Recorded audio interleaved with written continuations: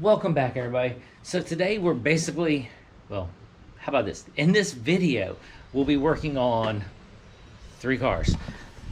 Sorry, it is super windy out today. So we're gonna start off the video with, well, I say start off the video because this might take 2 days, you know, just the amount of time I got work. So today, well, right now, we're gonna go ahead and we're gonna put all of the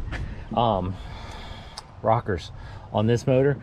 We're not going to adjust the lash right now. We're going to get them on. We're going to kind of slightly like get them a little snug so that way the push rods don't move, because as I'm working on it, sometimes I hit them and I want them to stay where they're at. This, as you see, it's in the front yard. I got it started the other day. So one of my issues with this was my wire to my coil. The boot on it was long, and when you would push it on, it would push back off. But now it won't start again. I don't know if it's just the temperature, because I said this thing does not cold start. So is it the temperature out that is causing it not to start, or is there something still wrong with it where it's causing a spark issue? Then this, we are going to rewire like all of this catastrophe right here for the underglow, which that's a chore in itself. We might not get to that in this video. We'll see. Like I said, sorry, it's windy as all know what out. Weather's been like real crazy lately. So here are all my rockers. Now you got the rocker. Yes, this is a stock motor in this, so nothing fancy. So stock rockers. Then you have the little thing that goes there. Then on top of it goes the nut. Pretty simple. And basically you put that on like that, and then you tighten it down. All right, where's my wrench? Now, like I say, we're not going to lash the valves today or nothing like that, because I want to get them close right now, just kind of like barely snug down. We'll adjust and lash later. There you go. That way kind of keeps it, because I do not have an oil filter for this thing, so I thought I did. Everything that I have is not for this, so need to get an oil filter. Then I can get the braking oil put in it. I can break my priming tool out, which is sitting in this motor right here. We can prime the motor and get it lubed up, and as we're priming the motor, we'll spin it over, and as we're spinning it over and priming and this and that, that's when we will go ahead and adjust the valves. So let me go ahead, get all of these set in, and we'll go from there. Okay, I got all those done. So they're all in the truck. You know, like I say, they're a little loose. Some are a little snug, just because when you adjust them, you basically adjust them where the spring is under no pressure. So some are up, some are down. Like I said, as we're going, we'll get to this. Now, one thing that I noticed, something just dawned on me while I was putting those in, is my dipstick for my oil. So this is the old motor that came out of that truck, and dipstick hole is right there, which is a right hand dipstick. So the dipstick goes on the passenger side. Some motors do have provisions on both sides. Well, right side, right side. This one right here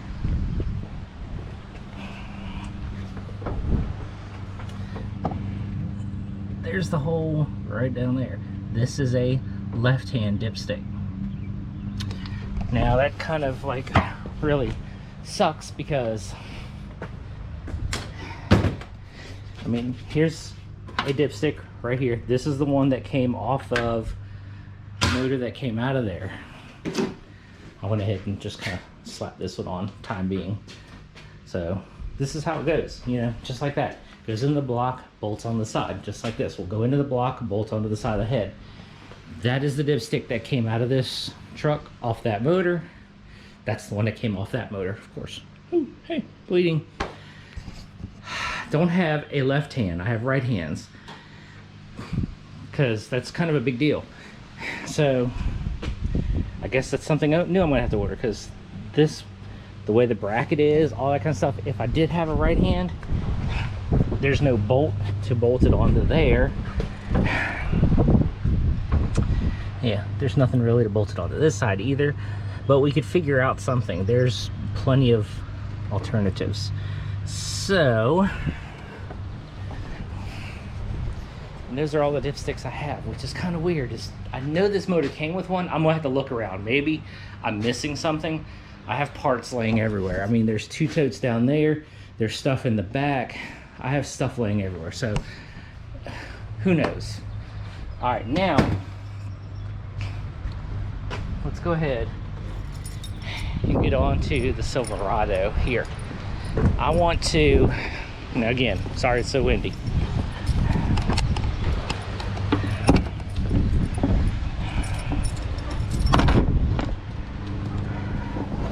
We'll go ahead. So, distributor back there, extra plug wire and extra plug. Take this one off.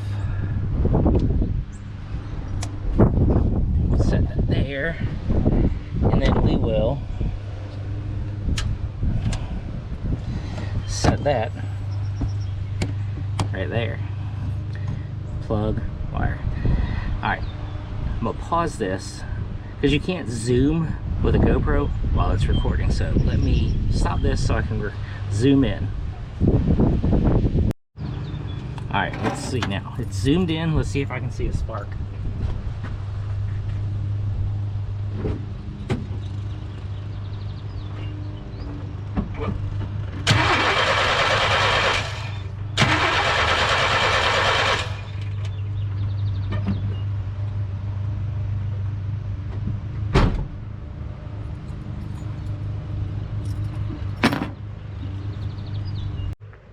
Okay, so it is hard to see on GoPro, or at least it's hard for me to see on the back of the little GoPro screen. So I took the thing in, went and hooked it up on my computer, no spark.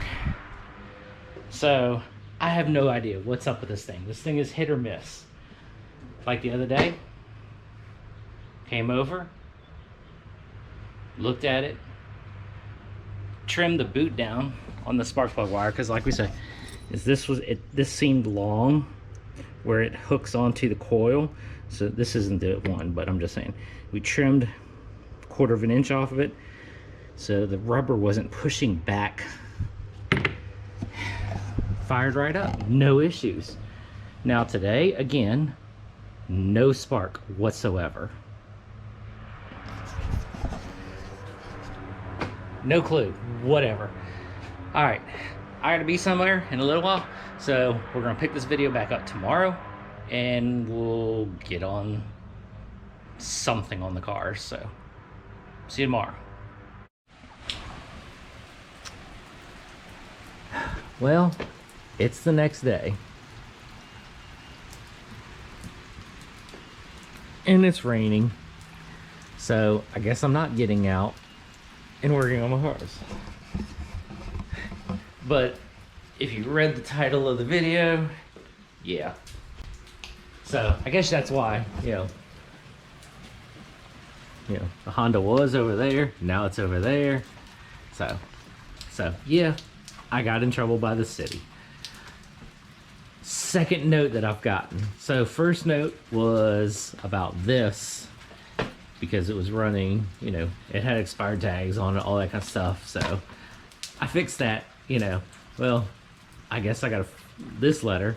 They didn't specify which vehicle, but the Honda was over in the yard over there, and then I had the Kona in the yard here. I don't know if they came like while I was at work and they just saw the Honda, or they came after and saw both of them. I don't know, but there it goes. There it is. As owner of person having interest in the property, which is the address above, notified zoning accordance, parking in lawns. It is unlawful for any person to park a passenger or commercial vehicle, especially, you know, it says if you have street access, you know, all that kind of stuff. But you're allowed to do, you know, like it says here, you're allowed to, if a special event, you know, street sweeping, flooding, you know, all that kind of stuff, you're allowed to. Then, let's see here. So I guess,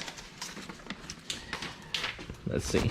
Yeah, and it says right there, the violation must be abated, which means fixed, all that kind of stuff, by the 1st. Well, it will be. I mean, it's already done. Been driving the Honda for the last, well, I drove it to work today. Took it out, yeah, whatever, like a day or two I've been driving the Honda. Because I drove it yesterday, then I drove it today. I guess that's 2 days. So, whatever. But, so basically what I can do, because I'm like, at the same time, are they complaining about, you could complain about this. I'm pretty sure they're complaining about the other stuff. But, like what it says in, oh, it fell on the ground. Alright, so you can park, so basically, you know, please park all vehicles in improved surfaces, you know, defined by the city. Improved surface could be followed as anything that can support the vehicle. Concrete, asphalt, pavers, you know, gravel, all that kind of stuff. So basically, what, like for this, like hypothetical, if they were complaining about this, is on the other side.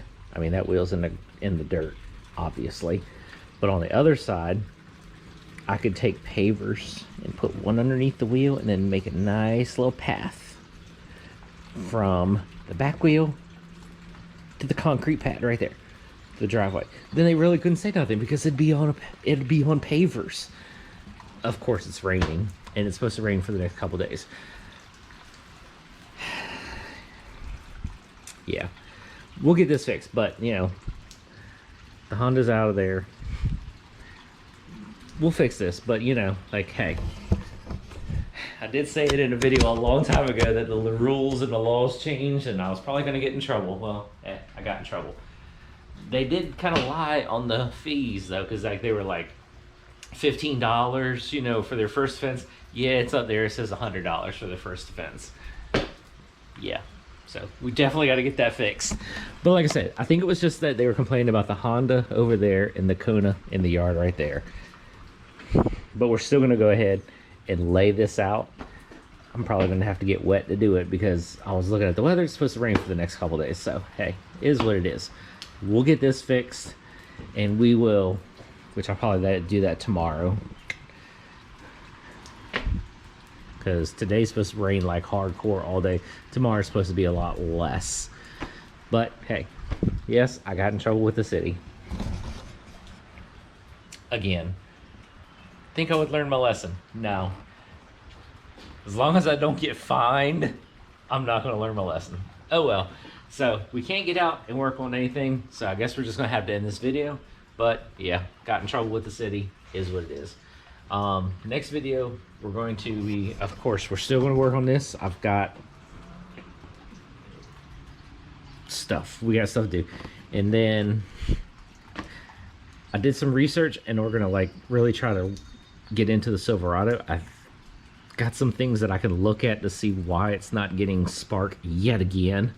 So we're going to do some electrical finagling and see if I can figure it out. So I guess we'll just catch you then in the next one. See you then.